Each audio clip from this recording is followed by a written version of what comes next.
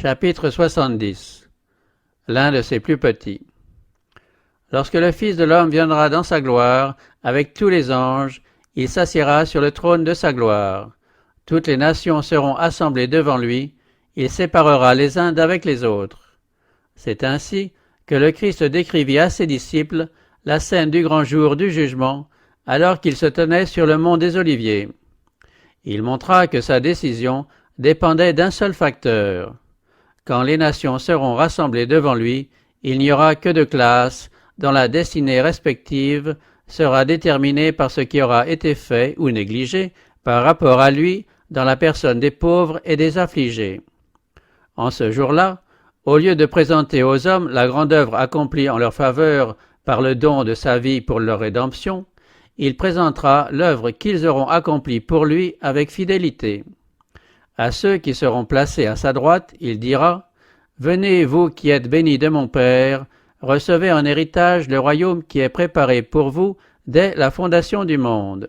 Car j'ai eu faim, et vous m'avez donné à manger, j'ai eu soif, et vous m'avez donné à boire, j'étais étranger, et vous m'avez recueilli, j'étais nu, et vous m'avez vêtu, j'étais malade, et vous m'avez visité, j'étais en prison, et vous êtes venus vers moi. » Mais ceux à qui le Christ adresse ses éloges ne savent pas qu'ils lui ont rendu des services.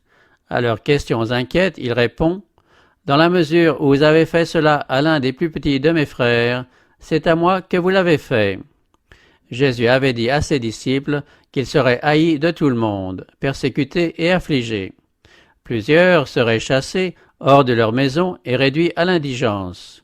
Beaucoup d'entre eux seraient jetés dans la détresse par la maladie et par les privations. Plusieurs seraient incarcérés. À tous ceux qui, par amour pour lui, abandonnaient amis ou foyers, il avait promis le centuple en cette vie-ci. Maintenant, il promet une bénédiction particulière à tous ceux qui exerceraient un ministère d'amour en faveur de leurs frères. En chacun de ceux qui souffrent pour mon nom, dit Jésus, vous devez me reconnaître moi-même. Ce que vous feriez pour moi, faites-le pour eux.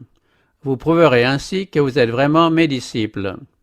Tous ceux qui, par la nouvelle naissance, sont entrés dans la famille céleste sont tous spécialement les frères de notre Seigneur. L'amour du Christ lie les uns aux autres les membres de sa famille. Partout où cet amour se manifeste, cette relation divine est établie. Quiconque aime est né de Dieu et connaît Dieu. Il se peut que ceux qui sont loués par le Christ au jour du jugement ne soient pas très versés dans les sciences théologiques, mais ils ont cultivé les principes divins. Grâce à l'influence de l'Esprit divin, ils ont exercé une action bienfaisante sur leur entourage. Il s'en trouve même parmi les païens qui ont cultivé un esprit de bonté. Avant même d'avoir entendu les paroles de vie, ils ont eu des amabilités pour les missionnaires et les ont même servis au péril de leur vie.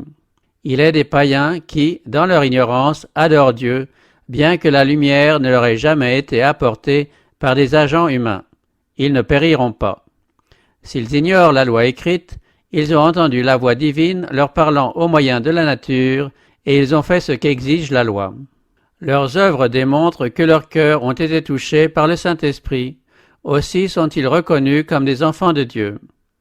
Quelles ne seront pas la surprise et la joie de ces humbles parmi les nations et même parmi les païens, quand ils entendront ces paroles sortir de la bouche du Sauveur, « Dans la mesure où vous avez fait cela à l'un des plus petits de mes frères, c'est à moi que vous l'avez fait. » Et quelle ne sera pas la joie qui remplira le cœur de l'amour infini, quand ses disciples surpris et joyeux accueilleront ces paroles d'approbation. Mais que l'on ne croit pas que le Christ réserve son amour à une seule classe. Il s'identifie avec chaque enfant de l'humanité. Il est devenu membre de la famille terrestre pour que nous puissions devenir membres de la famille céleste. En tant que fils de l'homme, il est le frère de tout fils et de toute fille d'Adam. Ses disciples ne doivent pas se sentir détachés du monde qui périt autour d'eux. Ils font partie du grand tissu de l'humanité. Le ciel les considère comme les frères des pécheurs, aussi bien que des saints. L'amour du Christ embrasse les êtres déchus, errants, pécheurs. Tout acte de bonté tendant à relever une âme tombée, tout acte de miséricorde est accepté comme fait en sa faveur. Les anges du ciel sont envoyés pour exercer un ministère en faveur de ceux qui doivent hériter du salut. Nous ne savons pas encore qui sont ceux-là. On ne voit pas encore qui sera le vainqueur, appelé à partager l'héritage des saints dans la lumière. Mais les anges du ciel parcourent la terre en tous sens, cherchant à réconforter les affligés, à protéger ceux qui sont en péril, à gagner les cœurs au Christ. Personne n'est négligé ou oublié. Dieu, qui ne fait pas exception de personne, prend également soin de toutes les âmes qu'il a créées. Quand vous ouvrez votre porte aux membres du Christ qui sont dans le besoin ou la souffrance, c'est comme si vous souhaitiez la bienvenue à des anges invisibles. Vous vous préparez à jouir de la compagnie d'êtres célestes. Ils créent autour de vous une atmosphère sacrée de joie et de paix. Ils viennent avec des paroles de louange sur leurs lèvres et des accords mélodieux se font entendre dans le ciel. Tout acte de miséricorde accompli ici-bas se traduit là-haut par de la musique. Assis sur son trône, le Père place les ouvriers désintéressés parmi ses plus précieux trésors. Ceux qui seront placés à la gauche du Christ pour l'avoir négligé dans la personne du pauvre et de l'affligé ne sont pas conscients de leur faute. Aveuglés par Satan, ils n'ont pas compris ce qu'ils devaient à leurs frères. Absorbés par leurs intérêts personnels, ils ne se sont pas souciés des besoins d'autrui. Dieu a confié des richesses aux riches pour qu'ils puissent soulager et réconforter ses enfants affligés. Trop souvent, ils sont indifférents aux besoins d'autrui. Ils se croient supérieurs à leurs frères pauvres. Ils ne savent pas se mettre à leur place. Ils ne comprennent pas les tentations et les luttes du pauvre et aucune pitié ne trouve place dans leur cœur. Dans des demeures coûteuses et des temples splendides, les riches s'enferment loin du pauvre.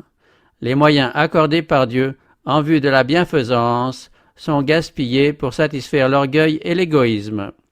Jour après jour, les pauvres sont privés de l'instruction qu'ils devraient recevoir concernant les compassions infinies de Dieu, car Dieu a pourvu abondamment aux nécessités de la vie. Les pauvres souffrent de ce qui rétrécit leur vie. Ils risquent de devenir envieux, jaloux, pleins de méfiance. Ceux qui n'ont jamais éprouvé le poids du besoin traitent souvent le pauvre avec mépris et lui font sentir cruellement son infériorité sociale. Mais le Christ voit tout cela et il dit « C'est moi qui étais affamé et assoiffé. C'est moi qui étais en prison ou étranger ou malade. Tandis que vous avez festoyé autour d'une table richement servie, je mourais de faim dans un bouge ou dans la rue déserte. Tandis que vous étiez à votre aise dans une maison de luxe, je n'avais pas un endroit où reposer ma tête. J'étais dénué de tout, tandis que vous entassiez de riches vêtements dans votre garde-robe. Je languissais en prison, tandis que vous étiez à la poursuite de vos plaisirs. Quand vous distribuiez avec parcimonie votre pain aux pauvres mourant de faim, quand vous donniez de misérables loques pour couvrir ceux qui étaient exposés à un vent glacial, avez-vous songé que vous offriez cela au roi de gloire? Pendant tous les jours de votre vie, j'étais près de vous en la personne de ces affligés, mais vous ne m'avez pas cherché. Vous avez refusé de communier avec moi, je ne vous connais pas. Il en est qui estimeraient un grand privilège de pouvoir visiter les lieux où le Christ a vécu, de fouler les chemins où il a marché, de contempler le lac au bord duquel il aimait à enseigner, les collines et les vallées sur lesquelles ses regards se sont posés. Mais point n'est besoin d'aller à Nazareth, à Capernaum ou à Béthanie pour marcher sur les traces de Jésus. Nous trouverons l'empreinte de ses pas près du lit d'un malade, dans les cabanes du pauvre, dans les rues fréquentées de nos grandes villes, partout où un cœur humain a besoin de consolation. En imitant ce que faisait Jésus sur la terre, nous marcherons sur ses traces. Il y a du travail pour chacun. Vous aurez toujours les pauvres avec vous, dit Jésus. Personne ne doit penser qu'il n'y a pas de place pour lui à son service. Des millions d'êtres humains sont prêts à périr, enchaînés dans l'ignorance et le péché, n'ayant jamais entendu parler de l'amour du Christ. Si nous étions à la place de ces gens-là, que désirerions-nous que l'on fît pour nous? Cela, nous avons le devoir impérieux de le faire dans toute la mesure de nos possibilités. la règle établie par le Christ, qui nous maintiendra debout ou nous fera tomber au jour du jugement, c'est « Tout ce que vous voulez que les hommes fassent pour vous, vous aussi faites-le de même pour eux ». Le Sauveur a donné sa vie précieuse afin d'établir une Église capable de s'occuper des âmes affligées et tentées. Un groupe de croyants pauvres, sans instruction et ignorés, peut, avec l'aide du Christ, accomplir une œuvre au foyer, dans le voisinage, dans l'Église et même au loin, dont les résultats seront visibles jusque dans l'éternité. C'est parce que cette œuvre est négligée que tant de jeunes disciples ne dépassent jamais l'ABC de l'expérience chrétienne. Cette lumière qui a brillé dans leur cœur quand Jésus leur a dit « Tes péchés te sont pardonnés », ils eussent pu l'entretenir en aidant les nécessiteux. Les énergies turbulentes qui souvent mettent en danger la jeunesse pourraient recevoir une direction utile et bienfaisante. Le moi serait oublié alors qu'on travaillerait avec ardeur au bien d'autrui. Le souverain berger servira ceux qui se placent au service d'autrui. Ils boiront de l'eau de la vie et seront désaltérés. Ils ne rechercheront pas des divertissements excitants ou des changements dans leur vie. Tout leur intérêt se portera sur les moyens de sauver ceux qui vont périr. Les rapports sociaux deviendront profitables. L'amour du Rédempteur rapprochera et unira tous les cœurs. Quand nous aurons compris que nous sommes les collaborateurs de Dieu, nous ne rappellerons pas ses promesses d'une manière indifférente. Elles brûleront dans nos cœurs et brilleront sur nos lèvres. Quand Moïse fut appelé à servir un peuple ignorant, indiscipliné et rebelle, Dieu lui fit cette promesse « Je serai moi-même ton guide et j'assurerai ta sécurité. Et encore, je serai avec toi. » Cette promesse s'applique à quiconque travaille pour le Christ en faveur des affligés et des souffrants. L'amour pour le prochain est la manifestation terrestre de l'amour pour Dieu. C'est pour nous communiquer cet amour et faire de nous des membres de la même famille que le Roi de gloire s'est identifié avec nous. Quand nous nous conformons à sa dernière recommandation « Aimez-vous les uns les autres comme je vous ai aimé », quand nous aimons le monde comme il l'a aimé, alors sa mission est remplie en ce qui nous concerne. Nous sommes qualifiés pour le ciel, ayant déjà le ciel dans nos cœurs. Délivre ceux qu'on entraîne à la mort et sauve ceux qui vont en chancelant au supplice. Si tu dis « Nous n'en avons rien su », celui qui pèse les cœurs ne le discernera-t-il point? Celui qui veille sur ton âme ne le saura-t-il point? Et ne rendra-t-il pas à chacun selon son œuvre? Au grand jour du jugement, ceux qui n'auront pas travaillé pour le Christ, qui se seront esquivés, uniquement préoccupés d'eux-mêmes, ne pensant qu'à eux, seront placés par le juge de toute la terre avec ceux qui auront fait le mal. Ils recevront la même condamnation. Une charge est confiée à chacun. À chacun, le souverain berger demandera « Où est le troupeau qui t'avait été donné ?»